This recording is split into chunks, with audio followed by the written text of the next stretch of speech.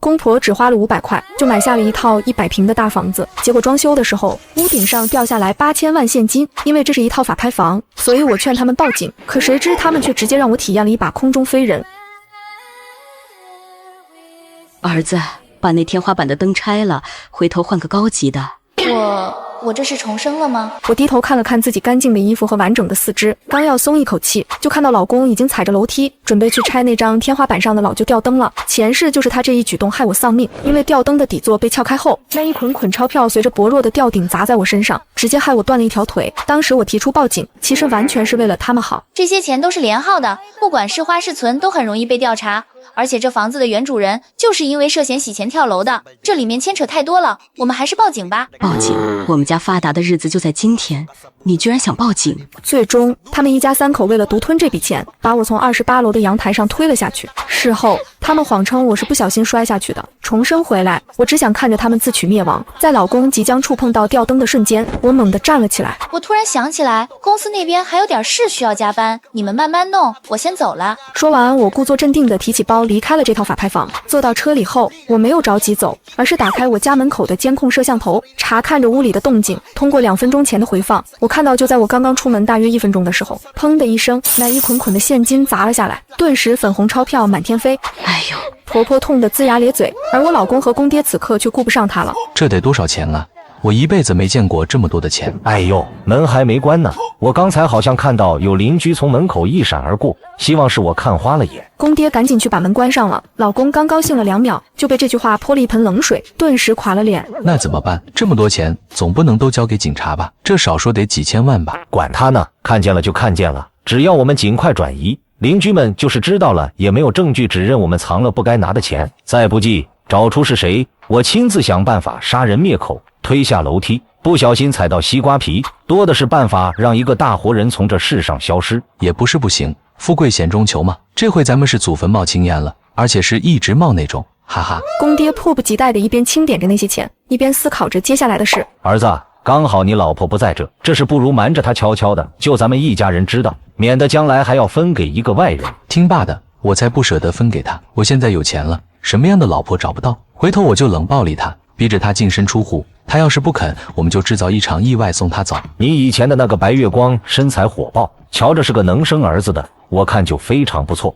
两父子意有所指的哈哈大笑起来。我原以为已经逃离了现场，他们有了那些钱就不会再对我动手。事实是我低估了他们一家子的恶毒。看着温柔和善的一家人，在利益面前，个个都可以是杀人的恶魔。他们聊得太开心，以至于都没有注意到靠坐在沙发上的婆婆早就因为浑身被现金砸伤，陷入了昏迷。等他们发现时，婆婆已经奄奄一息。我老公刚拿起手机想拨打救护车，公爹就阻止了他。不行，要是被人发现屋里的钱怎么办？那怎么办？总不能让我看着我妈死在我面前吧？老公闻言焦急地皱起眉头，他对婆婆还是有些感情的，只是我公爹可就狠毒多了，当即就想出来一条狠毒的计划。我们把他从安全门的楼梯口推下去，到时候他身上的伤就可以解释为摔下去时的摔伤，救护人员在楼梯那边就能把他抬走，不至于进来发现这些钱。这样会不会很危险？做大事者不拘小节，他要是能活下来，那是他的命；他要是就此死了，那也是他没钱享福，少一个人分钱，我们两父子不是能分到更多吗？连结婚几十年的妻子都不放过，我觉得公爹简直是疯了。结果我老公和他一样半斤八两。我同意。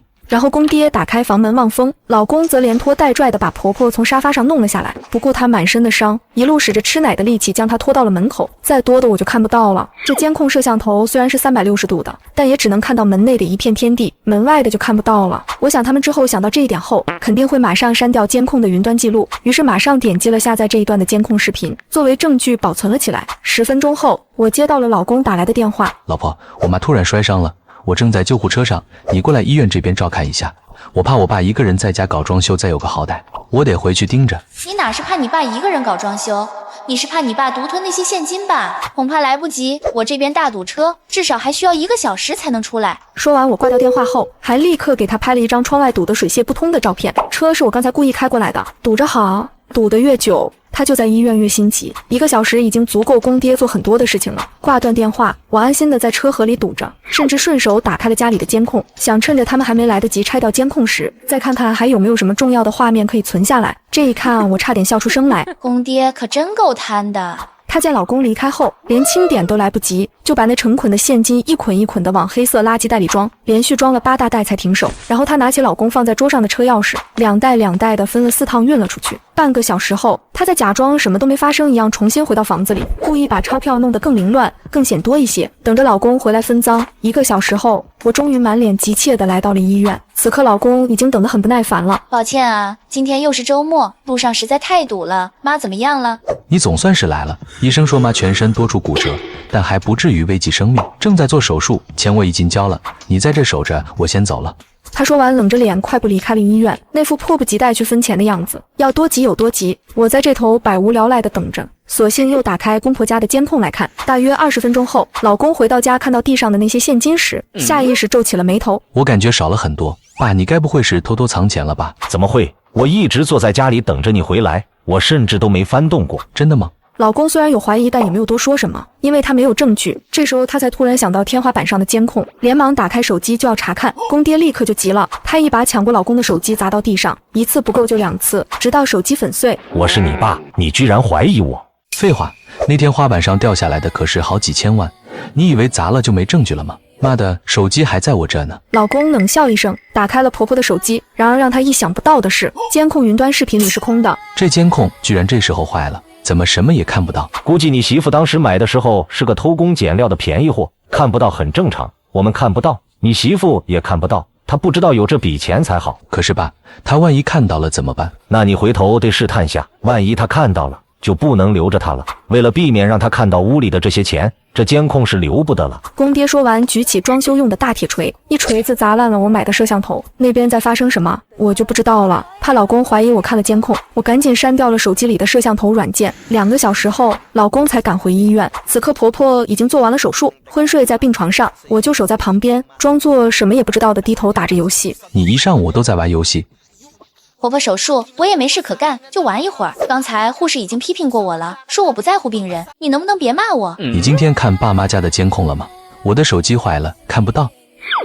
那你下载一下，我前几天误删掉了，想着不是我们自己家的监控，就没安回来。我回答得很轻松，没有半点破绽。老公仔细查看，确认我手机里没有那个软件后，才悻悻地把手机还给我，然后假装不经意的又问了我另一个送命题。老婆，我是说如果我要和你离婚，你会净身出户吗？你脑子有病吧？你要离婚，凭什么是我净身出户？真有那一天，你至少也得把我爸借给你爸妈买房子的钱还给我吧？难道你想吃软饭？听到我只要属于我的20万的时候，老公终于松了口气。20万曾经对他来说不少，现在对他来说就是洒水而已。比起杀掉我，花20万将我赶走更划算。老婆，你别生气，我说说而已。咦，妈都摔成这样了，爸怎么没来医院？他该不会是在外头藏了小三儿吧？藏小三吗？或许是藏了钞票。想到这里，老公一刻也待不住了，他一脸狠厉地冲出病房。又过了几个小时后，婆婆终于醒了。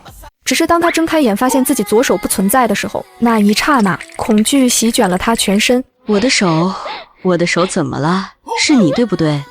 我只是骨折而已，怎么会被截肢？和我无关。我赶到医院的时候，你已经在手术室里了。字是你儿子签的，医生说你左手粉碎性骨折，必须切除。怎么会粉碎性骨折？我明明只是被……为什么？你儿子说你是在楼梯那边走路看手机，不小心掉下去的。听说医护人员在楼梯的中间位置找到你的时候，你已经昏迷不醒了，不是吗？楼梯的中间位置。他一愣，然后瞬间想明白了是怎么回事，顿时气得牙痒痒。他们父子2人呢？公爹没来过医院，不知道在家忙什么。你儿子来过2趟，又匆匆离开了。这对畜生肯定是背着我在分钱，他们现在早早把钱分了，那我受了这么多罪，还什么都没捞到，凭什么？交代好护工照顾婆婆后，刚从医院出来，我就接到了老公打来的电话。电话里他的语气平静的一点端倪都没有。老婆，我和爸爸有点事要谈，今晚你别回来住了，你去医院附近的酒店吧，方便照顾妈。好，但答应我别吵起来，你爸有高血压，不能有太大的情绪波折。老公不耐烦的直接挂断了电话。我没有回去，但我又实在想看热闹，就问了一下住在我楼上的邻居。纯姐，我老公和我公爹好像吵架了，我有点不放心，你听到了吗？吵好半天了，一直在说钱啊钱的，听得不是很清楚，你要不要回来看看？挺扰民的。看来老公对于公爹藏钱这件事已经越发怀疑了。只要埋下怀疑的种子，他们接下去几天的争吵就不会断。邻居每隔半个小时跟我汇报一下战况，大约2、3次后，他说屋子里终于停止了争吵和摔东西的声音。为了安全考虑，我连夜让朋友帮我找了一家私家侦探，让他们帮我盯着公爹的一举一动。也是这天以后，老公开始有意无意地疏远我，躲着我，连婆婆都发现了，但她非但没有去劝自己的儿子，反而在我面前嘚瑟。我儿子这是嫌弃你，不想要你了。他高高帅帅的，要找什么样的女人没有？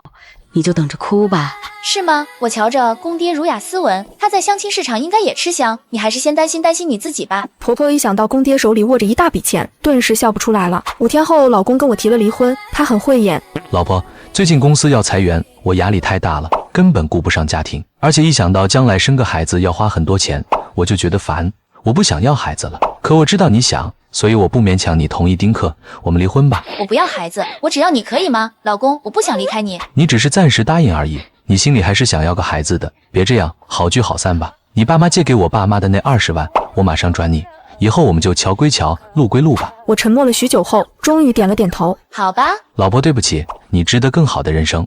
我就是个窝囊废。离开我以后，答应我要好好吃饭，好好睡觉，也别太累着自己了。我永远都等着你复婚。10分钟后，老公把20万转给了我。可能是因为我哭得太伤心，满足了他男人的优越感，他还额外转给我5万，作为结婚2个月就对我提了离婚的补偿。这5万你自己留着吧，多给自己买些好吃的，去旅游，也别太伤心了。他见我不要也没坚持，当晚我就迫不及待从婚房里搬了出去。过了几天，被8000万砸中的公爹就按捺不住的开始买。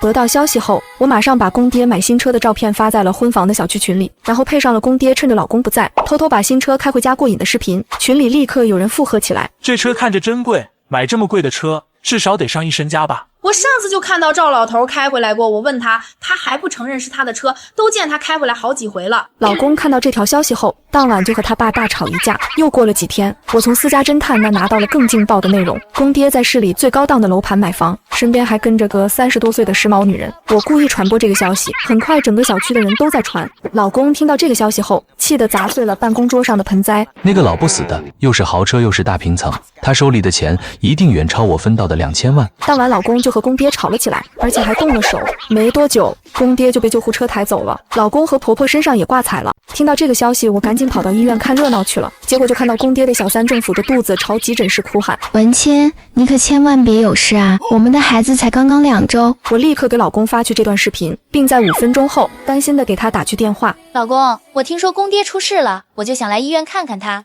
没想到居然恰巧看到了这一幕。你要有弟弟了，你知道吗？老公还没说什么，婆婆已经哽咽着开口：多谢你啊，否则我还蒙在鼓里。那么老不死的，我这就去医院找他和小三算账。老公一边安慰着他妈，一边抽空回应我：多谢关心，明天就是离婚冷静期的最后一天，记得早上9点到民政局来，我等你。好的，我一定到。终于要彻底摆脱这家人了，那我手中的证据也是时候该见光了。可第2天，我从早上9点一直等到下午2点，都没能等来老公。我给婆婆打电话，她也觉得奇怪。不知道啊，他今天一早出了门，说是去和你离婚，还没到吗？我从上午等到现在，他一直没出现，也打不通电话，该不会出了什么事吧？要不要报警？不要报警，我马上喊邻居和朋友帮忙去找找。然而经过48小时的搜寻，一点消息都没有。眼见事情拖不下去了，婆婆终于同意了报警。警察根据小区和沿路的监控，很快锁定了车辆。老公是在家门口附近的小巷子里被一辆黑色面包车给逼停的，然后下来了几个彪形大汉，将他强行拽上了车，最后驶向了郊区一家废弃养猪场。当警方找过去的时候，在猪圈里找到了我老公的遗体，他浑身都是被殴打过后的痕迹。那几个彪形大汉